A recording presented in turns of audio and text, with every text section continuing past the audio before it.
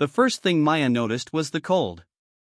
The digital clock on the microwave glowed 3:17 a.m. as she padded into the kitchen, but it was the deep, unnatural chill that made her hug her arms. The laundry room door, always closed at night, was slightly ajar. A faint, metallic smell she couldn't place drifted from the darkness within. "Liam," she whispered, her voice thin in the silent apartment. He hadn't come to bed. Pushing the door open, the smell intensified iron and something sour. The motion-activated light was broken, casting the small room into deep shadow. The bulky shapes of the washer and dryer were tombstones in the gloom. Then she saw it. A dark, viscous pool was slowly seeping from beneath the washing machine door, creeping across the linoleum towards her bare feet. Her breath hitched. A leak? But it was too thick, too dark for water. Trembling, she reached out and hooked a finger under the handle of the machine. With a heavy, reluctant click, the door swung open.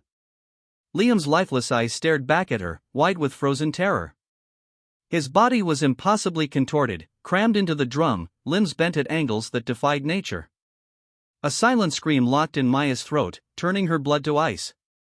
A soft, rhythmic thump, thump, thump began behind her. She spun around. The dryer was now on, tumbling empty, its yellow light glowing in the dark. But she hadn't touched it. As she stared, the thumping changed. It wasn't the sound of an empty drum anymore. It was heavier, wetter. The outline of a body, limbs flopping, began to appear, slapping against the glass window with each rotation. A wave of frigid air washed over her, and from the deepest shadow between the machines, a figure emerged. Tall, skeletal, with skin like bleached parchment and eyes sunk into pits of absolute blackness. It was the face from the antique holy card Liam had foolishly brought home from an auction, the face of a nun, but twisted into a mask of pure malevolence. Valak. It pointed a long, bony finger not at her, but at the open washer holding Liam.